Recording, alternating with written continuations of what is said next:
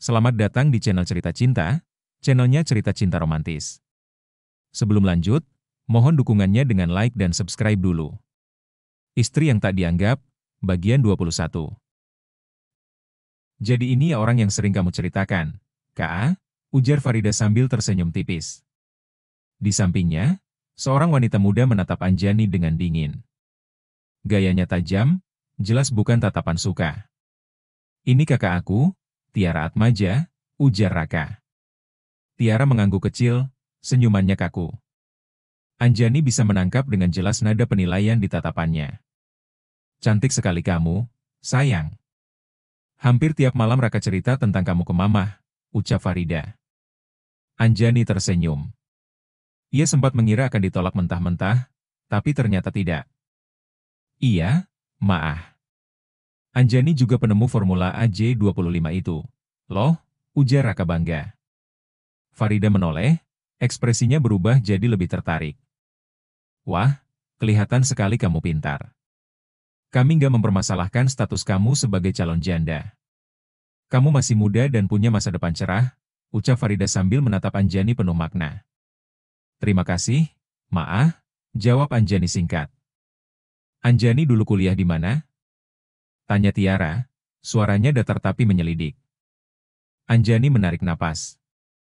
Ia paling malas menjawab pertanyaan seperti ini, tapi demi menghargai Raka, ia jawab. Saya terakhir kuliah master di IPB dan ITB, ujar Anjani. Oh, kukira lulusan luar negeri. Kok bisa ya? Lulusan universitas lokal bisa nemuin formula kayak gitu? Tanya Tiara sinis. Kak, jangan gitu dong, Anjani memang pintar. Aku yakin Anjani bisa bersaing sama lulusan luar negeri, bela Raka cepat. Ya tapi tetap aja masih universitas lokal. Dan kenapa ngambil jurusan pertanian? Itu lama banget berkembang dan kurang prestisius, ucap Tiara lagi. Tiara, nggak boleh gitu. Kita harus hargai jerih payah Anjani, potong Farida dengan suara tegas tapi tetap tersenyum. Anjani ini wanita tangguh dan mandiri. Jarang loh ada perempuan dari kampung yang bisa jadi ilmuwan. Pasti orang tuamu sudah banyak keluar uang dan mungkin sampai jual tanah, ya? Alhamdulillah nggak ada sepetak tanah pun yang dijual. Dari sarjana sampai master, saya dapat beasiswa, jawab Anjani tenang. Oh, mahasiswa tak mampu toh, celetuk Tiara. K.A. Raka menegur, nadanya naik 1 oktav. Tiara, kamu jangan begitu, tegur Farida kali ini lebih keras. Justru itu membuktikan bahwa walau dari kalangan biasa, Anjani bisa sampai titik ini, itu luar biasa. Apalagi sekarang Anjani dipercaya Pak Menteri, karirnya pasti bagus. Anjani menghela napas, ia merasa tidak nyaman. Ia dekat dengan Menteri bukan demi karir, tapi karena ingin membangun ketahanan pangan nasional. Bukan untuk proyek, bukan untuk kekayaan. Mereka kemudian makan malam bersama. Anjani tetap tenang, meski harus berhadapan dengan etika makan keluarga konglomerat. Tak nyaman, tapi demi menghormati Raka ia diam saja. Anjani, minggu depan ulang tahun Mamah. Aku harap kamu bisa hadir, dan aku harap kamu bisa ubah sedikit penampilan kamu. Kalau kamu butuh baju atau perawatan, nanti biar Raka yang antar, ujar Farida sambil menyesap supnya pelan. Dan kalau boleh, kenalin Mamah ke Pak Menteri juga ya. Anjani menghela napas panjang. Baiklah, saya usahakan datang, jawabnya pendek. Terima kasih, Anjani. Kamu tamu istimewaku, ujar Farida tersenyum. Setelah makan malam selesai, Anjani pamit pulang. Tiara diam-diam memfoto Anjani dari sudut ruangan.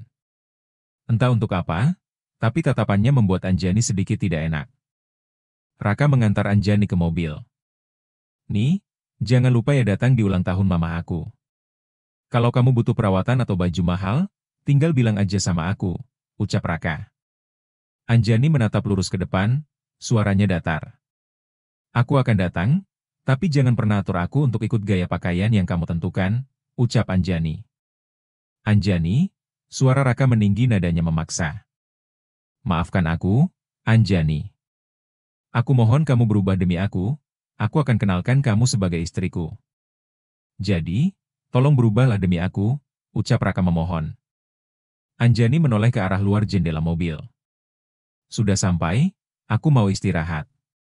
Terima kasih sudah temani aku malam ini, ujar Anjani sambil membuka pintu. Tanpa menoleh lagi, ia keluar dari mobil dan melangkah masuk ke dalam kontrakannya. Sementara itu di tempat lain.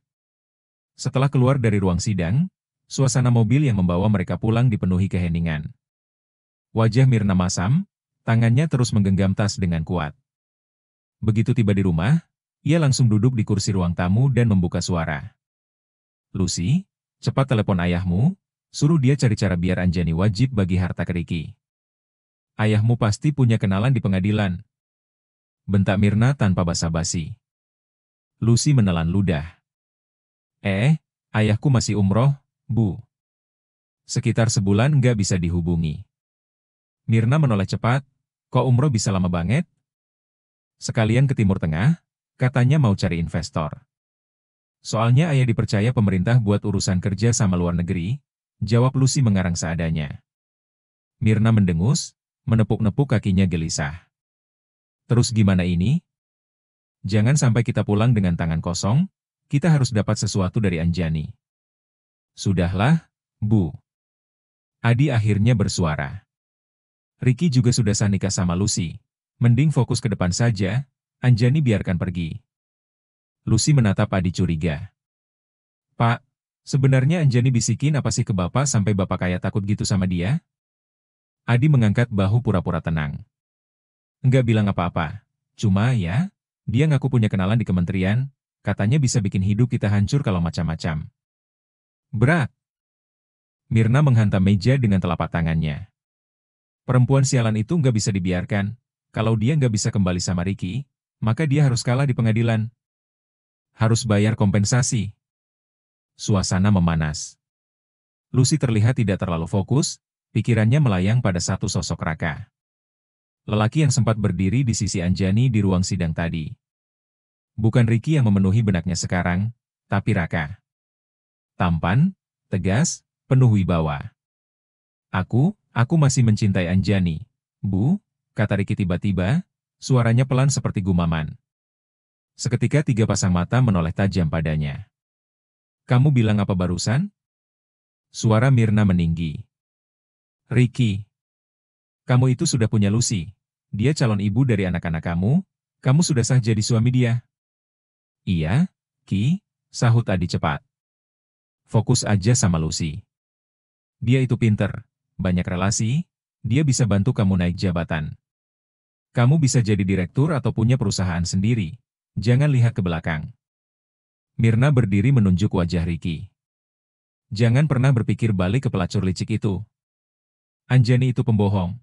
Dia orang kaya tapi tega lihat kamu kerja jadi tukang ojek. Kalau kamu nggak pinter, mana bisa kamu naik jadi manajer, lalu kepala cabang? Itu karena kamu sendiri, bukan karena dia. Ricky menunduk. Ia tahu ibunya marah bukan karena benci Anjani semata, tapi karena harga diri yang terinjak. Kalau kamu nekat balik ke Anjani, ibu nggak ridho. Tegas Mirna, suaranya keras tapi gemetar karena emosi. Seperti biasa, kalimat itu jadi palu pemutus bagi Ricky. Ridho orang tua, kata-kata sakral yang selalu membuatnya bungkam. Iya, Bu. Aku mau siap-siap ke bandara, nanti maghrib pesawatku terbang. Mas, aku ikut ya, ucap Lucy cepat seolah takut ditinggal. Enggak usah, kamu di sini aja. Siapa yang urus pernikahan kita? Lagian uangnya ada di kamu. Lucy diam. Dia tahu jika tinggal di rumah itu, Mirna akan terus mencampuri segalanya. Padahal dia sudah punya rencana sendiri untuk hidup baru, jauh dari keluarga Ricky. Uang itu bukan untuk resepsi tapi untuk lari, mulai hidup di tempat yang bahkan tak dikenal Google Maps. Tapi, Ki, kita ini pengantin baru, masa sudah harus pisah? Di Surabaya kan ada fasilitas istri kepala cabang. Aku bisa tinggal tanpa membebanimu, ucap Lucy manja. Sudah, Ki. Bawa aja Lucy, kalian bisa sekalian bulan madu. Ibu yang urus acara resepsi nanti, ujar Mirna sok perhatian. Ricky tidak menjawab, ia tahu maksud ibunya. Dan benar saja setelah itu. Dan dana pernikahan, kasih ke ibu aja, biar ibu atur semua. Jantung Lucy langsung melonjak, matanya membesar. Itu rupanya niat sebenarnya Mirna mengizinkan ia ikut Ricky ke Surabaya. Iya, Lus, serahkan aja sisa uangnya. Biar ibu atur untuk resepsi kita, timpal Ricky tanpa beban. Uangnya sudah habis, jawab Lucy cepat. Udah buat DP hotel, catering, sama mua, nanti pelunasannya ayahku yang bayar. Semua terdiam. Lucy mencoba tetap tenang walau dalam hati panik, ia harus cari cara lain. Kalau tidak, semuanya akan hancur. Di luar rumah langit mulai gelap. Angin bertiup pelan membawa debu dan kekacauan dari dalam keheningan malam. Di dalam rumah mereka terus beradu ego, tapi satu hal pasti, tidak ada lagi yang percaya satu sama lain. Sementara itu, Anjani duduk di depan laptopnya, pandangannya kosong. Slide demi slide master plan bisnis terpampang jelas, tapi pikirannya tak lagi fokus ke angka-angka dan strategi. Sejak kapan aku benar-benar menerima Raka? Kagum? Iya. Tapi menerima? Aku nggak yakin, gumam Anjani pelan, ia menyandarkan punggung di kursi menatap layar kosong. Ponselnya berdering, nama Raka muncul di layar. Anjani hanya menatapnya malas. Ditekan tombol silent, tapi beberapa detik kemudian notifikasi pesan masuk. Aku tahu kamu online. Mama sangat suka kamu, nih. Itu keberuntungan besar, Mama jarang suka sama orang. Ayo dong. Aku serius, aku pengen nikah sama kamu, keluargaku nggak masalah kamu janda. Anjani mendeci pelan, matanya menajam membaca kata janda. Emang harus diteken ya? Emang dia pikir aku nunggu validasi keluarganya?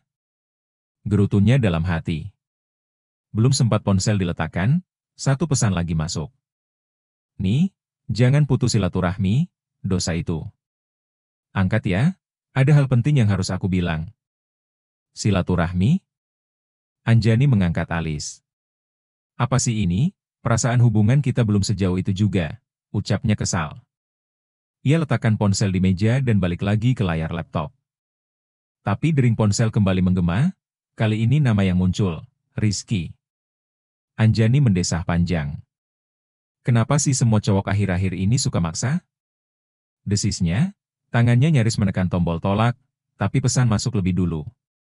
Gue sumpahin lu jatuh cinta sama gue kalau lu nggak angkat telepon gue. Mata Anjani melebar, seketika sudut bibirnya terangkat. Entah kenapa, kalimat Rizky selalu bisa bikin dia senyum di saat hati berantakan. Dasar, ucap Anjani lirih matanya berkaca-kaca. Kenapa bisa segila itu ngomongnya? Ponsel kembali berdering. Nama Rizky kali ini, Anjani menyerah akhirnya ia angkat. Halo? Ada apa sih, Ki? Tanyanya dengan nada setengah kesal. Alhamdulillah, suara Rizky terdengar riang. Akhirnya kamu jadi jodoh gue. Apaan sih lu? Gimana maksudnya? Tadi gue berdoa. Katanya, kalau kamu angkat telepon gue malam ini, berarti kamu jodoh gue. Anjani menghela napas, tapi tak bisa menahan senyum. Nyebelin tahu nggak, siapa juga yang mau jadi jodoh orang sesinting kamu? Hei, kalau gue sinting, kamu yang jatuh cinta sama orang sinting dong, jawab Rizky cepat. Tiba-tiba, suara kecil menyela. Tante. Anjani langsung duduk tegak. Septi? Iya, nih, dia yang pengen telepon kamu dari tadi, jelas Rizky. Panggilan berganti ke video call, wajah lucu anak 2 tahun itu muncul di layar. Tante Anjani, aku pakai baju pink lucu kan? Anjani tertawa, senyumnya tak bisa disembunyikan. Lucu banget cantik, bikin tante lupa semua masalah hari ini. Rizky hanya tersenyum dari belakang layar. Hampir 30 menit berlalu, tapi yang paling banyak bicara memang bukan Anjani dan Rizky. Melainkan suara kecil dari Septi, yang tak kenapa bisa membuat hati Anjani terasa tenang untuk pertama kalinya malam itu. Anjani melangkah keluar dari kontrakan. Ia duduk di teras memeluk lutut, sambil menonton beberapa video lucu yang dikirim Rizky.